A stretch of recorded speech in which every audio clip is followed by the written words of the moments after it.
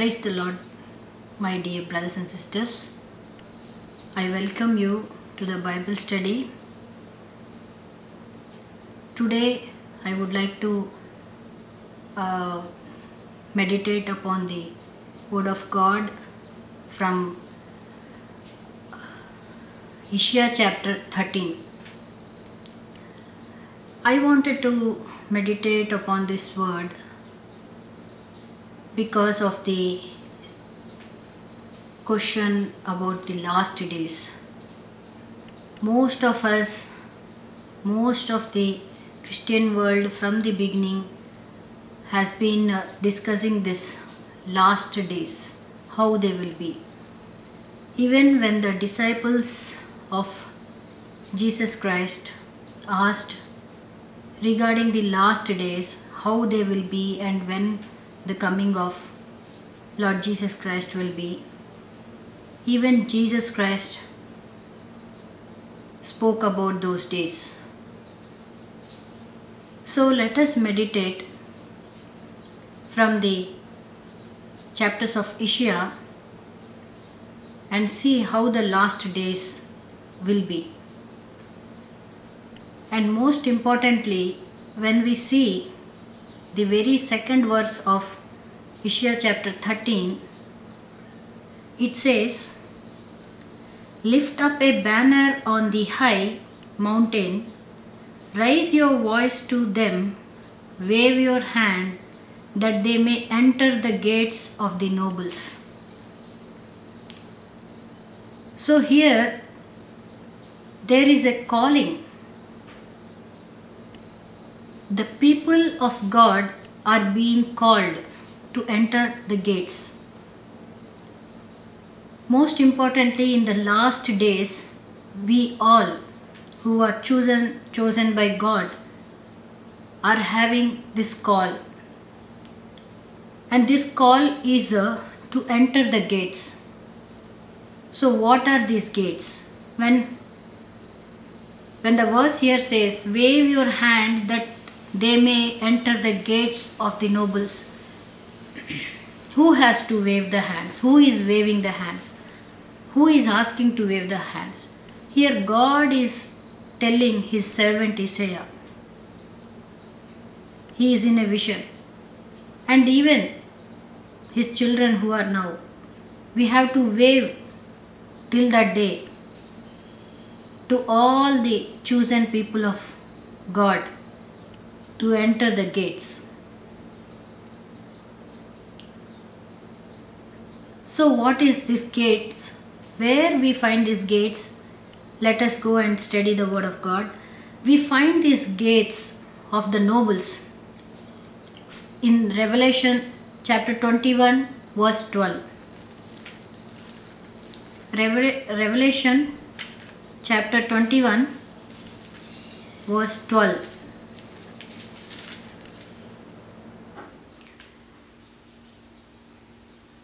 "Also she had a great and high wall with 12 gates, and 12 angels of the gates, and names written on them, which are the names of the 12 tribes of the children of Israel." So through this gates only we have to enter that holy city. In Revelation chapter 21:12 it is written. So in Isaiah chapter 13 second verse, there is a call to enter those gates of the noble. So all who enter through that gate are nobles. Let me continue. Third verse, "I have commanded my sanctified ones, I have also called my mighty ones for my anger, those who rejoice in my exaltation." So God is saying here, I have commanded my sanctified ones, I have also called my mighty ones for my anger, those who rejoice in my exaltation. So God has called someone who is sanctified by him.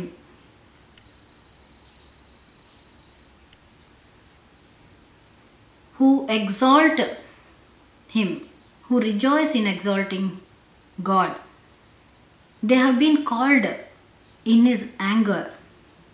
See, look, He is calling them when He is angry. I have also called my mighty ones for my anger. Then we read in 4th verse, the noise of a multitude in the mountains, like that of many people, a tumultuous noise of the kingdoms of nations gathered together.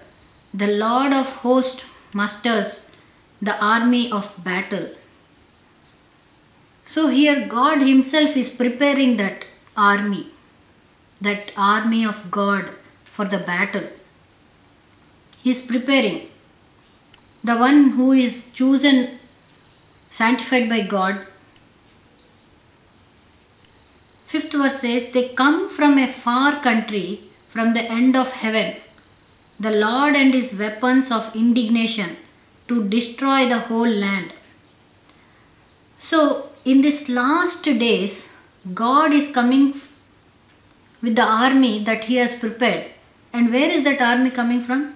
It is coming from a far country. When we are reading this verse, we might belong to any country, but we might be sitting in any country. But when we are reading that verse, it means that to that particular country it is a far off country. So it is not going to belong to this world. See what it says, next verses, to destroy the whole land. When God created, God said, let there be land. When He separated the waters above and below, He said, let there be land, dry land. So the whole of the world, the earth's land, the army is going to come and destroy. So they are coming from far off country, from the end of heaven. See, this country is at the end of the heaven. It is not the country that is in this world. So it clearly states that they come from a far country, from the end of heaven, the Lord and His weapons of indignation to destroy the whole land. Wail, for the day of the Lord is at hand. So it is saying, wail. It will come as a destruction from the Almighty. It will come as a destruction from the Almighty. Therefore all hands will be limp. Every man's heart will melt, and they will be afraid. Pangs and sorrows will take hold of them. They will be in pain as a woman in childbirth. They will be amazed at one another. Their faces will be like flames. So it is talking about every man. The 7th verse says, every man's heart will melt. It is not saying few people and some people. It is saying every man's heart will melt. So when the day of the Lord will be there, whoever is alive on that day in this world, their hearts will melt and their faces will be like flames. When you see these verses, God is very angry. He has prepared His army and is coming. He is saying the Lord and His weapons of indignation, they are coming from the ends of the heaven. Who is coming from the ends of the heaven? They come from a far country. Who are they? Here they means the Lord and His weapons. So God has prepared those weapons, the sanctified ones. Those who rejoice, those weapons rejoice in the Lord. They exalt Him. So in the last days, we are not going to be waiting for the World War III and the nuclear weapons blasting and there and here, all the bombing of nuclear weapons. That is not what is written here. Here clearly God is saying that the weapons of indignation is going to come from far off country, from the end of the heaven. So they are going to come from the skies.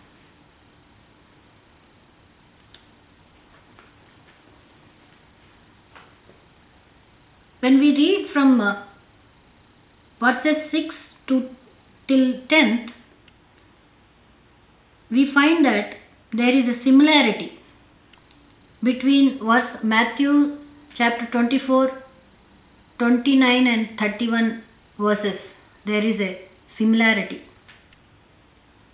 Let me read out first the Isaiah chapter 13, 6 to 10 verses. Wail, for the day of the Lord is at hand. It will come as a destruction from the Almighty. Therefore all hands will be limp, every man's heart will melt, and they will be afraid. Pangs and sorrows will take hold of them. They will be in pain as a woman in childbirth. They will be amazed at one another. Their faces will be like flames. Behold, the day of the Lord comes, cruel with both wrath and fiery anger, to lay the land desolate, and he will destroy its sinners from it. For the stars of the heaven and their constellations will not give their light. The sun will be darkened in its going forth, and the moon will not cause its light to shine. So when we read this 10th verse, we should remember Jesus Christ's words. When he said in Matthew chapter 24,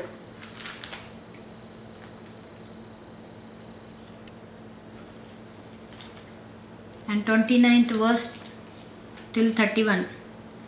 Immediately after the tribulation of those days, the sun will be darkened, and the moon will not give its light. The stars will fall from heaven, and the powers of the heavens will be shaken. Then the sign of the Son of Man will appear in heaven, and then all the tribes of the earth will mourn, and they will see the Son of Man coming on the clouds of the heaven with power and great glory. And he will send his angels with a great sound of a trumpet, and they will gather together his elect from the four winds, from one end of the heaven to the other.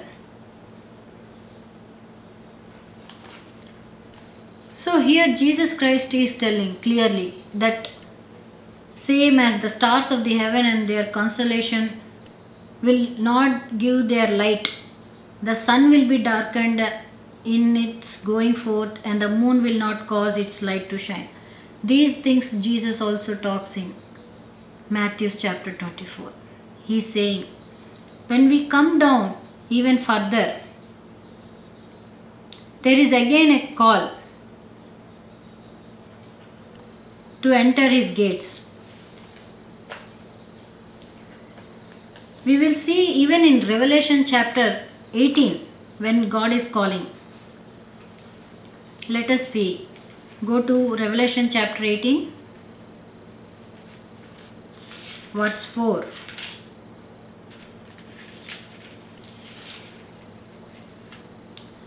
And I heard another voice from heaven saying, Come out of her, my people, lest you share in her sins, and lest you receive of her plagues.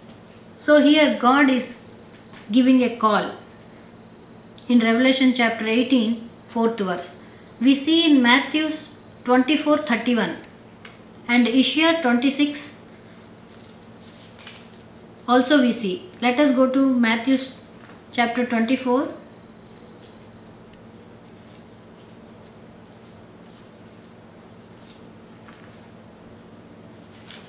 and 31st verse.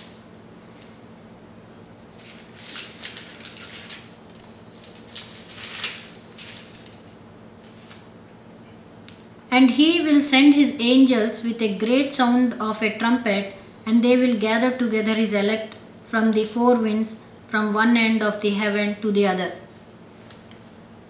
So all these elect will be there in the heaven. Nobody will be on the earth. All his chosen people, God's people, will be out of this world. And they will be in the sky, floating. And then the angels will come and collect them.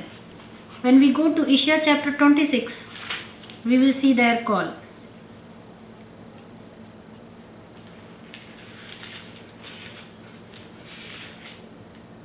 Twentieth verse and 21st verse. Come, my people, enter your chambers and shut your doors behind you. Hide yourself as it were for a little moment until the indignation is past. For behold, the Lord comes out of his place. Look at here. In this Isaiah chapter 26, 20 verse and 21st verse says that, for behold, the Lord comes out of his place to punish the inhabitants of the earth for their iniquity. The earth will also disclose her blood and will no more cover her slain. So in Isaiah chapter, clearly we are able to understand that we are receiving a call from those days, from the days of Isaiah itself. Lord has been raising the voice. The people of his chosen ones have been waving their hands to all his elects and his saints to enter the gates, those gates of New Jerusalem. We have to go out of this world.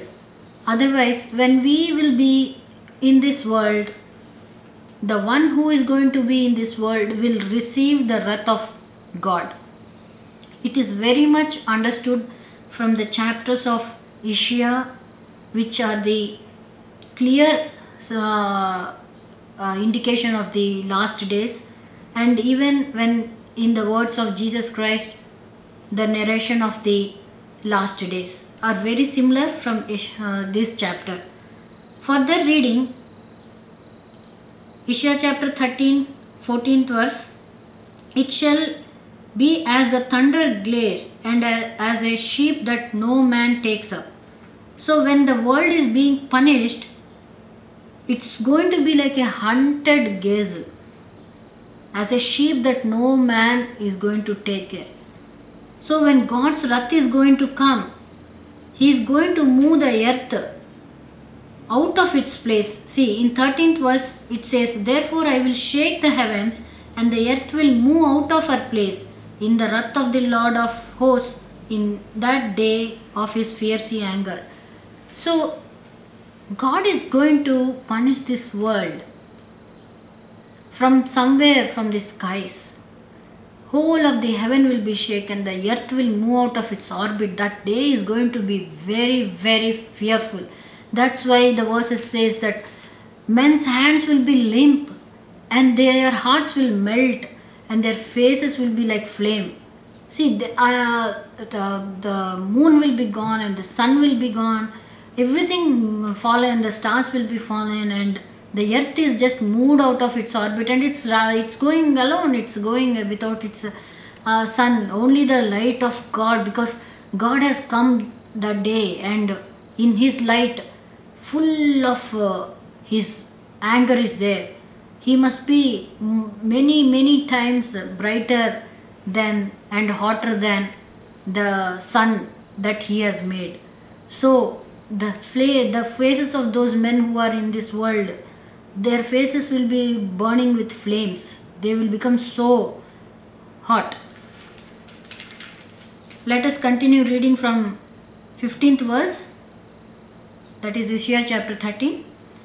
Everyone who is found will be thrust through, and everyone who is captured will fall by the sword. See, everyone who is found will be thrust through. So who won't be found by the eyes of the Lord if they are present in this world? And everyone who is captured will fall by the sword. So those who are caught will be cut to pieces. Their children also will be dashed to pieces before their eyes. Their houses will be plundered and their wives ravished. Behold, I will stir up the Medes against them, who will not regard silver, and as for gold they will not delight in it. Also their bows will dash the young men to pieces, and they will have no pity on the fruit of the womb.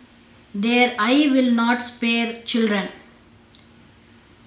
Now when we come to this 18th verse, see the similarities between when Jesus Christ is talking in Matthew 24, 19th verse. Let us go and see what is Jesus Christ telling in Matthew 24, 19th verse. Jesus says here, but woe to those who are pregnant and to those who are nursing babies in those days. So in those days there will be mothers who are nursing their babies and there will be women who are pregnant. See here the similarities in 18th verse. They will have no pity on the fruit of the womb. Fruit of the womb means there is the baby in the womb, and their eye will not spare children. So the children will be there who are nourishing, also they are having the baby in the womb. So both will be ravished. This is the similarities that Jesus Christ when he is talking about the last days, how they will be. Isaiah chapter is also saying. So Isaiah chapter is more elaborately telling us, more clearly telling us how it will be. So Isaiah chapter 13 is explaining and giving us a more clear picture how the last days will be there. The Babylon, the glory of the kingdoms, the beauty of the Chaldeans' pride will be as when God overthrew Sodom and Gomorrah. So here again in the 19th verse, Sodom and Gomorrah is coming. So when we see this works, we should remember the verses of Jesus Christ when he says the last days will be like the days of Lot. It is found in Luke chapter 17, 28 verse. Luke chapter 17, 28 verse.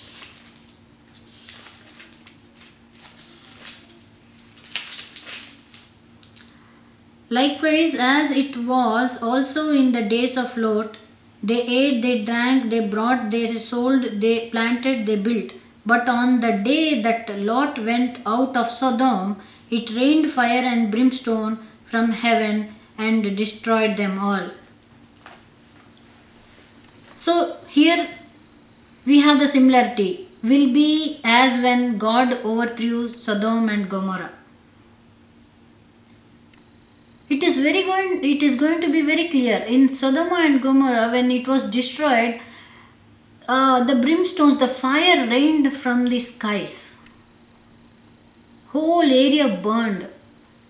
It says the verses in Old Testament we read that the God rained fire from the sky. So even in the last days also, we are going to see that from the skies God will pour his wrath. He will just destroy it with the fires that are going to come out of the skies onto the face of this earth. On the day when the Sodom and Gomorrah was destroyed, no country was war against it. Nobody came to fight against it. They did not have a war that somebody came, some other king has come and destroyed. There is nothing written about some other king has come and destroyed it. So we should not wait for the wars or the World War III. It could be any time when our Lord will come. And I will read further from the verse Isaiah chapter 13 verse 20. It will never be inhabited, nor will it be settled from generation to generation, nor will the Arabian pitch tents there, nor will the shepherds make their shepherdfolds there, but wild beasts of the desert will lie there, and their houses will be full of owls. Ostriches will dwell there, and wild goats will caper there. The hyenas will howl in their citadels, and jackals in their pleasant palaces. Her time is near to come, and her days will not be prolonged. Who is this? Her days will not be prolonged.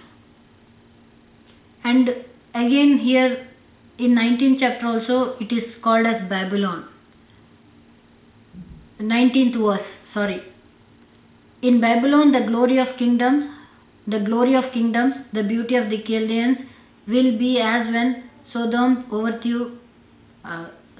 God overthrew Sodom and Gomorrah. So we should understand that the Babylon will be overthrown. It's going to be destroyed. What is this Babylon? When we go to Revelation chapter 17, we will come to know what is this Babylon of the last days.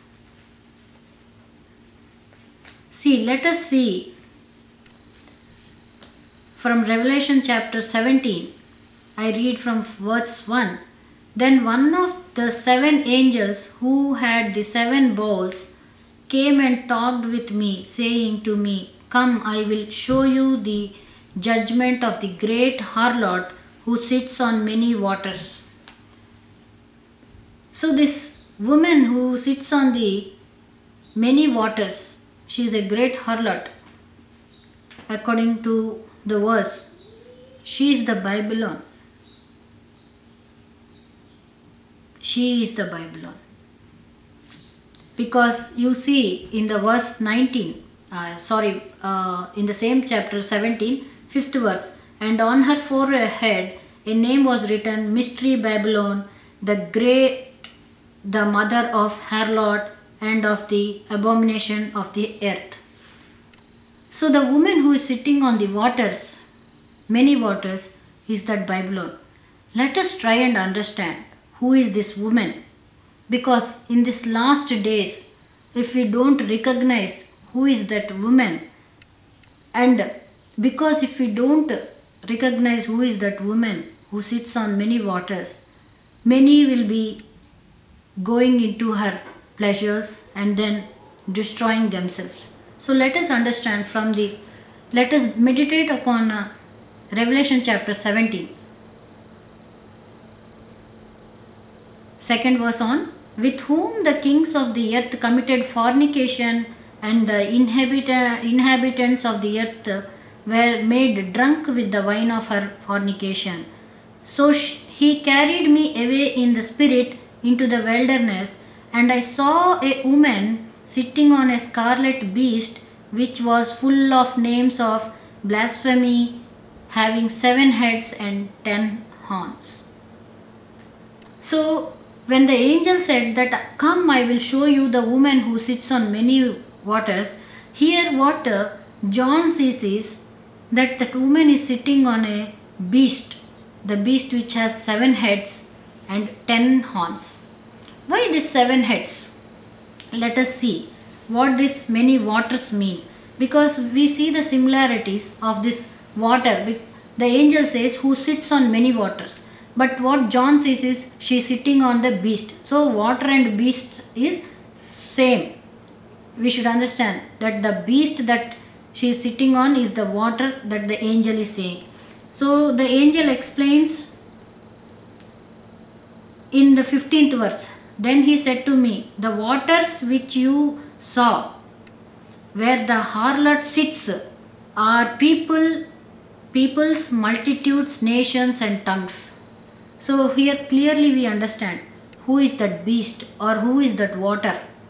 What are those waters and what are that beast? It is the peoples, the multitudes, the nations and tongues. So why is 7 heads it has got? 7 continents we have. In this world we have 7 continents. From these 7 continents, 10 kings are going to come. The 10 kings that will destroy this harlot. See, I am reading from verse 4. The woman was arrayed in purple and scarlet and adorned with gold and precious stones and pearls, having in her hand a golden cup full of abomination and the filthiness of her fornication. And on her forehead a name was written, Mystery Babylon the Great, the mother of harlots and of the abomination of the earth. I saw the woman drunk with the blood of the saints and with the blood of the martyrs of Jesus. And when I saw her, I marveled with great amazement. But the angel said to me, Why did you marvel? I will tell you the mystery of the woman and of the beast that carries, which has the 7 heads and the 10 horns. So till here the angel is talking to John. The angel is going to explain to John what the mystery is about this woman who sits on the beast, and angel is going to explain John about this woman and the beast. Let us read further from 8th verse. The beast that you saw was and is not and will ascend out of the bottomless pit and go to perdition. So it is the beast that has come out from the bottomless pit. That once upon a time the Satan was bound and put into the bottomless pit. But the Satan is going to come out of the bottomless pit. The beast that you saw was and is not and will ascend out of the bottomless pit and go into perdition. And those who dwell on the earth will marvel, those whose names are not written in the book of life from the foundation of the world, when they see the beast that was and is not and yet is. Here is the mind which has wisdom. The 7 heads are 7 mountains on which the woman sits. See, again here it is showing that the 7 heads are 7 mountains. Why it is like mountains? It's above waters. The 7 continents are above waters in this world when we compare. They are all 7 kings. 5 have fallen, 1 is, and the other has not yet come, and when he comes he must continue a short time. The beast that was and is not is himself also the 8th and is of the 7th and is going to perdition. So 5 times that has fallen, 5 times the kings have fallen, and the 8th is that the beast. Next, even the 7th king also was the beast, and the further kings that is going to come also is the beast only. The Saturn only is going to be the ruler, the king, which is one of the kings from these 7 continents. The one who is acting very powerfully in this world is the one who is that king who is controlling, and he is the beast. The 10 horns which you saw are 10 kings who have received no kingdoms as yet, but they receive authority for 1 hour as kings with the beast. So the kings only act for just 1 hour. You see that importance. There will be a political scenario in this world. The kind of a scenario will be set up where the 10 people will come and sit together. And that time that power will be given to the 10 people. I don't know who are those 10 people. I am not interested to discuss that, who are those 10 people. But we must understand that these 10 people, these 10 kings are going to act according to the will of God, to do the will of God. Look at this. But the beast also is there acting. Everything God is taking into consideration for his purposes only. See, when I read from the verse 17, for God has put it into their hearts to fulfill his purposes, to be of one mind, and to give their kingdom to the beast until the words of God are fulfilled. So we read from we understand from the verse 17 that it is God who is putting in their hearts for them to do. So we are understanding from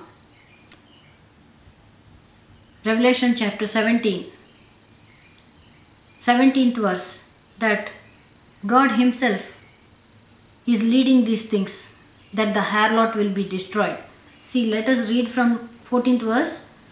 these will make war with the Lamb, and the Lamb will overcome them, for he is Lord of hosts and King of kings, and those who are with him are called, chosen and faithful. So these 10 kings are going to make war with the Lamb of God. They are going to fight with him, but yet they will lose and the Lamb will win. And these kings will be in a position. They will be in a agreement. They will be in one mind. Look at the verse 13. These are of one mind, and they will give their power and authority to the beast. So they are actually according to the beast. They are acting. So when they give their power and authority to the beast, they will be obeying the beast. And the beast, when it wants to make war against the Lamb, it will use these kings to make war. See, these will make war with the Lamb, and the Lamb will overcome them, for he is Lord of lords and King of kings, and those who are with him are called, chosen and faithful.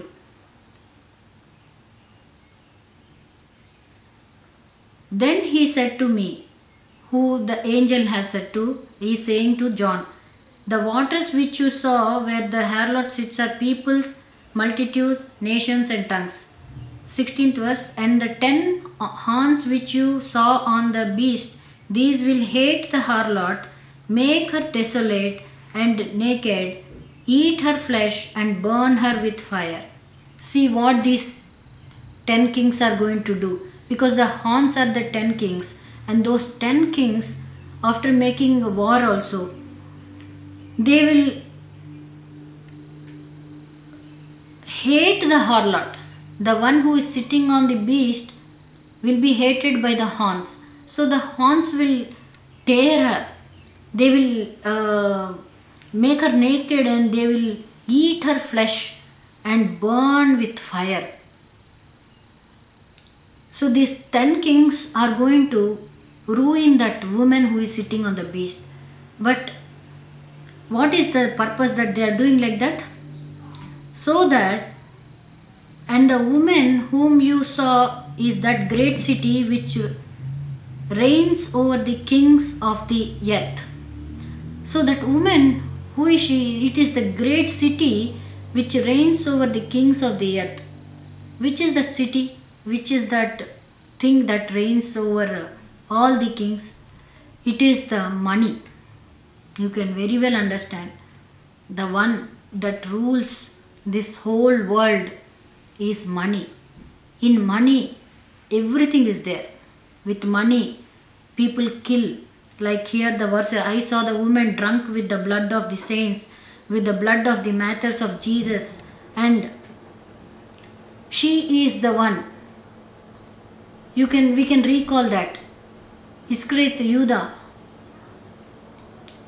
Iscariot, he, for the sake of just money, he handed over Jesus Christ. So it is this world's wealth. The world's wealth is the one which is woman.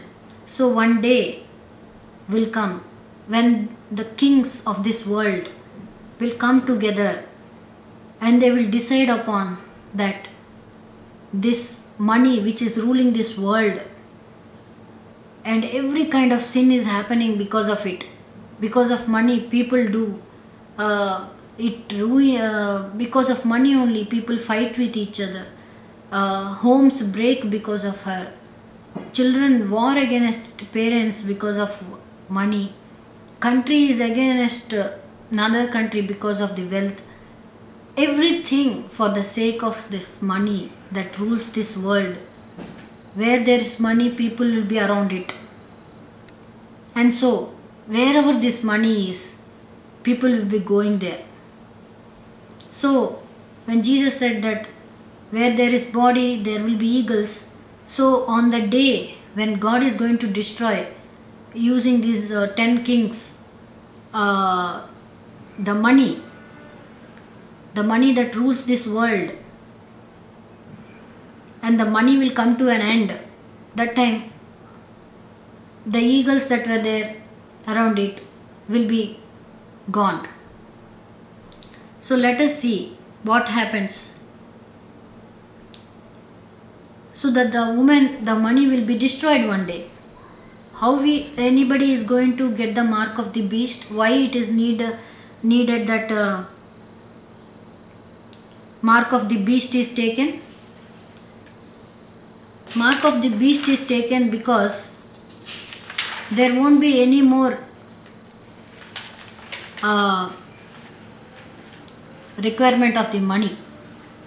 When the person who is having the mark of the beast, he is able to do the trading and he is able to buy the food and the required items. So everybody, when there is no money, no transactions that a person can do, then the person will take the mark of the beast. So remember that now in this world, it is the women, the money that is ruling this world. Be careful when you handle this money. It is the harlot that sits on the many waters, which is sitting on the beast, which is sitting on 7 mountains. It is the money. It is the treasures of this world. It is the wealth of this world. In Isaiah chapters, that's why only when that army comes, it will not bother about the silver, gold or anything. It will not care about the treasures of this world. And when this harlot will come to an end, all the tradings will be stopped. All the tradings will be stopped. All the merchandise will cry, it seems, because it is ruined. All who were made wealthy because of it, who had a luxurious life because of it, all will start crying. Because the beast, using those 10 kings of this world, will come one government, under one government, the rule will come that there won't be any more money in this world, but whoever has this mark of the beast only can make the trading.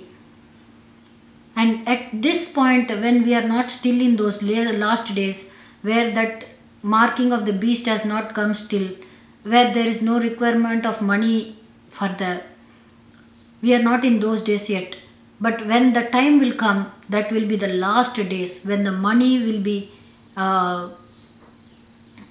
disregarded.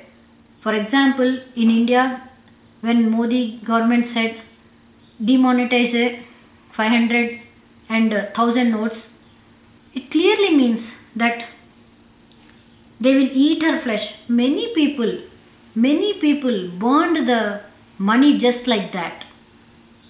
Many people threw the money just like that. So Modi just cut it. He cut that.